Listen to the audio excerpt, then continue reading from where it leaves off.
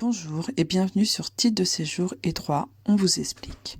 Avec 13 ans d'expérience et de formation dans l'accompagnement des personnes étrangères en France, je vous propose des explications simples sur les titres de séjour et leur renouvellement, les régularisations, les refus et les recours, les changements de titre de séjour, la naturalisation, mais aussi des explications sur l'ANEF, l'OFII, l'examen civique, le contrat d'intégration républicaine et les nouvelles lois. Mon objectif est de vous aider à comprendre vos droits. Les informations sont données à titre informatif et ne remplacent pas une consultation juridique personnalisée. L'autorisation de travail. Les points importants à savoir. Dans cette vidéo, nous allons voir les points importants suivants. Tout d'abord, qui a besoin d'une autorisation de travail? Ensuite, comment demander une autorisation de travail? Qu'est-ce que l'opposabilité de l'emploi? Et enfin, dans quel cas l'employeur doit payer une taxe et quel est le montant de cette taxe? Qui a besoin d'une autorisation de travail? Tout d'abord, c'est l'employeur qui fait la demande d'autorisation de travail sur l'ANEF.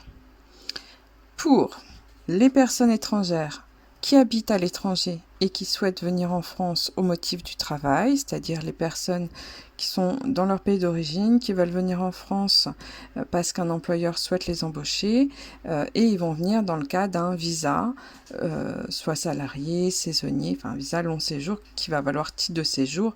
Pour les saisonniers, ça ne vaudra pas titre de séjour, mais ça leur permettra de venir pour faire, par exemple, la saison au moment des ramassages de la vigne.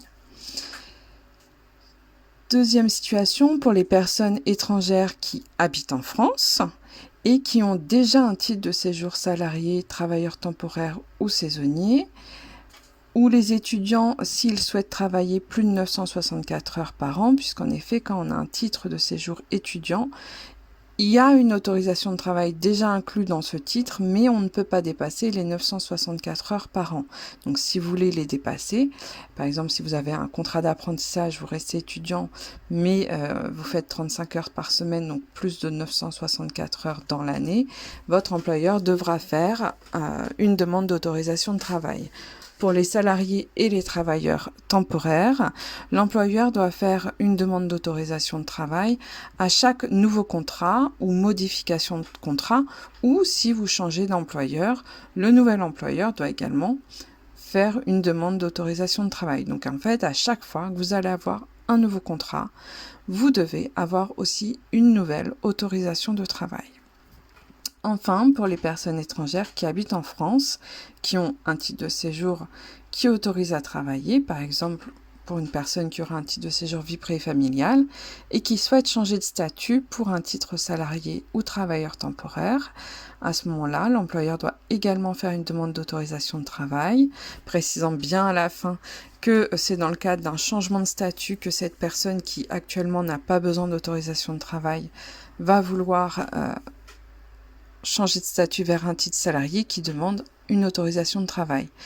Ça peut être l'exemple, par exemple, d'une personne qui avait un titre conjoint de français, qui se sépare, qui de ce fait-là ne peut plus avoir un titre vie privée familiale pour conjoint de français et qui va vouloir, parce que cette personne est en CDI, obtenir un statut salarié, il lui faudra une autorisation de travail pour avoir ce statut salarié, même si, dans le cadre de son titre actuel, elle n'en a pas besoin. Nous allons continuer par les cas un peu particuliers où ce n'est pas l'employeur qui fait la demande de l'autorisation de travail sur l'ANEF, mais la préfecture. Ça concerne les personnes étrangères qui habitent en France, mais de manière irrégulière, donc qui n'ont pas de titre de séjour, qui souhaitent demander une régularisation par le travail dans le cadre de l'admission exceptionnelle, par exemple dans le cadre d'un métier en tension, mais aussi pour l'admission exceptionnelle, même si vous n'êtes pas dans un métier en tension, qui est un peu plus difficile, mais de la même manière, c'est la préfecture qui va faire la demande d'autorisation de travail. La seule différence, c'est que quand c'est les métiers en tension, l'employeur n'a pas à fournir ce qu'on appelle le kit employeur, c'est-à-dire le CERFA rempli à la main, le formulaire papier rempli par l'employeur, ni tout un tas de papiers, alors que si c'est une admission exceptionnelle au séjour salarié, mais pas métier en tension, l'employeur doit fournir en fait la demande d'autorisation de travail, mais en format papier et pas sur la nef, puisqu'en fait, quand on fait une demande d'autorisation de travail sur la nef, il faut être en situation régulière. Attention également, pour les citoyens européens, il n'y a pas besoin d'autorisation de travail. Et pour les Algériens, du fait de l'accord bilatéral entre la France et l'Algérie, l'autorisation de travail est un peu différente. Donc, je n'en parlerai pas de façon spécifique dans cette vidéo. Par contre, si vous avez des questions, n'hésitez pas à me poser cette question en commentaire pour les Algériens. J'y répondrai. Et s'il y en a beaucoup qui me posent des questions, je ferai une vidéo spécifique pour les Algériens. Comment demander une autorisation de travail? Tout d'abord, l'employeur doit aller sur le site de la nef et cliquer sur « Demander une autorisation de travail » pour pouvoir créer un compte pour l'entreprise. Quand ce compte va être créé, il va devoir remplir un formulaire avec des informations sur différents points. Le premier, ce sera sur l'employeur, le nom de son entreprise, le SIRET, l'adresse, le numéro de téléphone, la personne en charge de cette demande d'autorisation de travail et d'autres informations. Ensuite, il y aura sur le type de recrutement, c'est-à-dire si vous êtes étranger résident en France ou pas, si vous êtes saisonnier, demandeur d'asile ou étudiant. Ensuite, sur donc, le salarié, vous, votre nom, votre numéro de passeport, quel type de titre de séjour vous avez, votre adresse mail et d'autres informations qu'il devra remplir au fur et à mesure.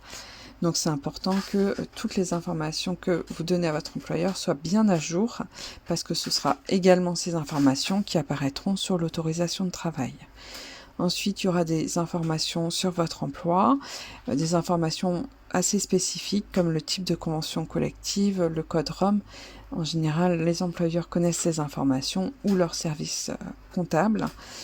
Donc voilà, pas d'inquiétude, et s'ils ne trouvent pas, ça se trouve toujours sur Internet, ou vous me posez la question d'où on peut trouver l'information, je vous le dirai. Et enfin, sur votre contrat de travail, si vous êtes en CDI, en CDD, en temps plein, à temps partiel, la rémunération de votre employeur vous propose, mais également celle qui est obligatoire par la loi. Et puis d'autres informations lui seront demandées sur le contrat. En principe, que des informations que votre employeur connaît. Après avoir rempli toutes ces informations, il devra fournir les documents qui justifient d'une partie de ces informations, par exemple votre titre de séjour.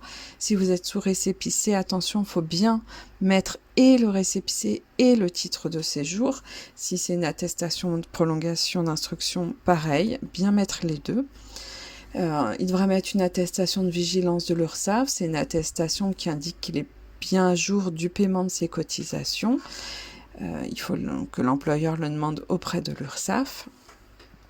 Si vous êtes opposable à la situation de l'emploi, parce qu'on va voir un petit peu après ce que c'est, faudra que l'employeur mette l'offre d'emploi qu'il a déposée sur un service public de l'emploi, type France Travail. Votre diplôme, votre CV, il faudra également mettre d'autres documents. Voilà, il y a toute une liste qui est indiquée au début de la demande d'autorisation de travail et que vous retrouvez également à la fin ou quand vous devez déposer les documents. Ensuite, quand il aura donc rempli tout le formulaire avec toutes les informations et inséré tous les documents, il y a un récapitulatif qui va s'inscrire sur l'ordinateur.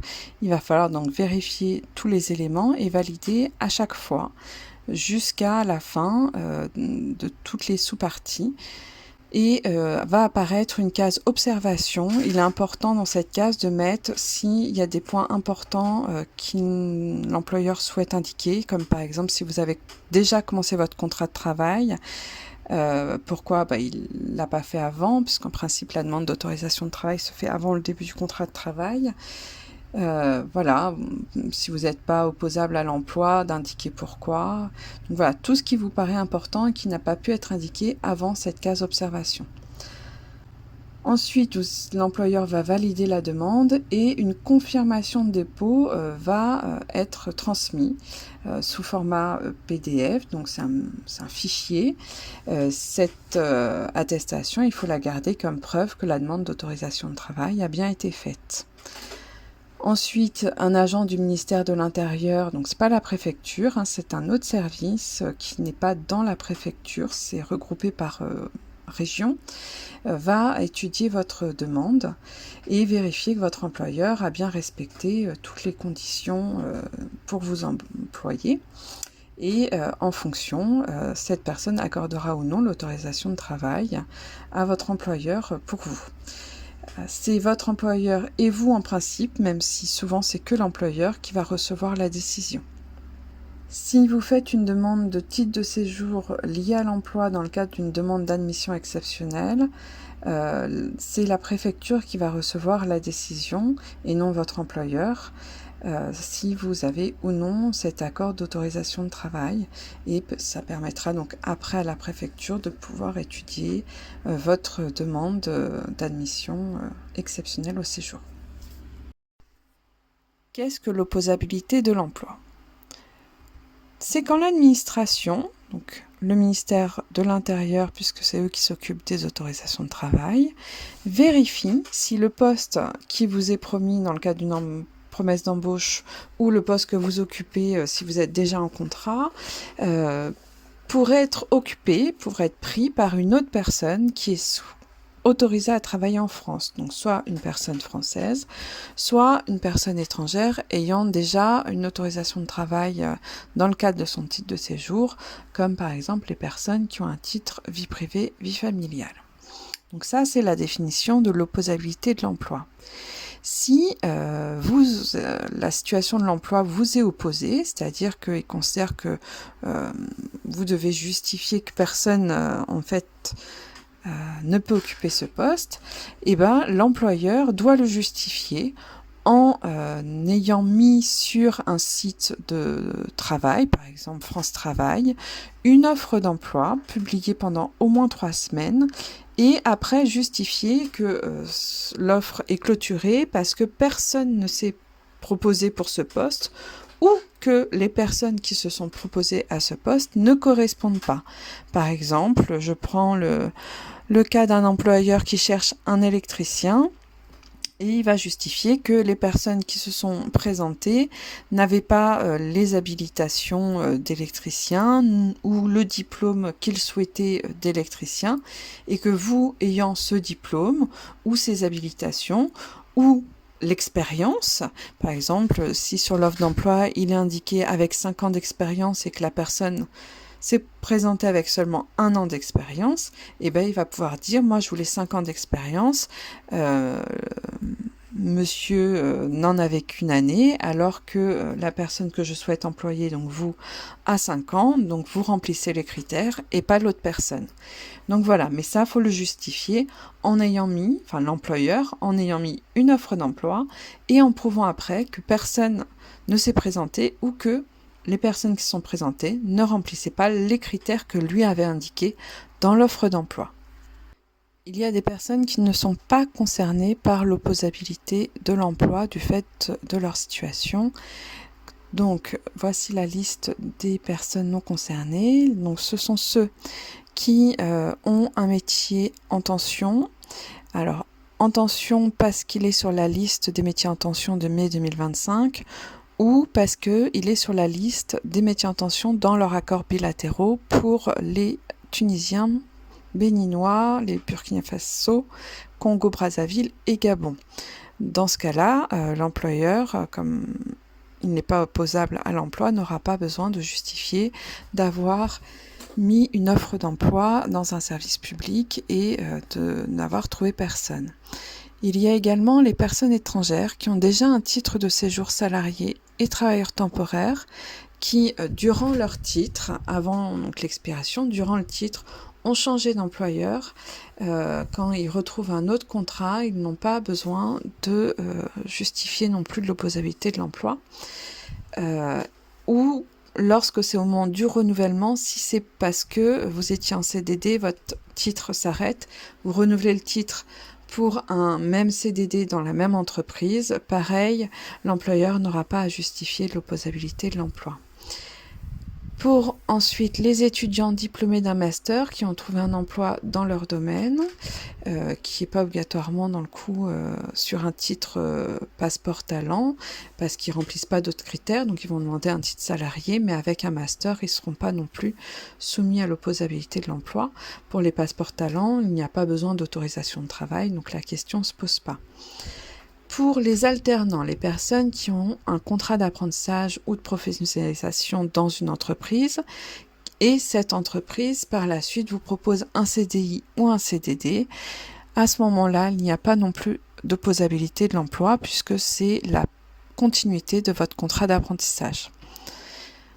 Ensuite, les personnes étrangères qui sont arrivées mineures en France et qui ont été prises en charge par l'aide sociale à l'enfance entre 16 et 18 ans, elles non plus ne sont pas soumises à l'opposabilité de l'emploi. L'employeur mettra seulement un document qui prouve que la personne a été prise en charge par l'aide sociale à l'enfance à la place de mettre l'offre d'emploi, et ça permettra donc de justifier qu'il n'est pas opposable à l'emploi. Et enfin, les salariés en CDI intérimaire, il y a une note du ministère de l'Intérieur qui est passée il n'y a pas longtemps, indiquant que les agences d'intérim n'étaient pas soumises à l'opposabilité de l'emploi pour les CDI intérimaires, parce que en général les entreprises passent par l'intérim justement parce qu'elles ont des difficultés de recrutement.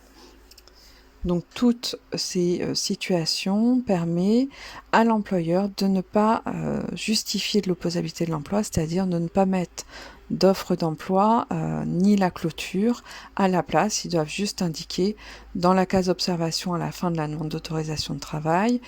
Pour certaines situations, par exemple pour les alternants, ils mettent le contrat d'apprentissage qui était auparavant, et cela permettra de ne pas avoir à justifier du reste. Dans quel cas l'employeur doit payer une taxe et quel est le montant de cette taxe?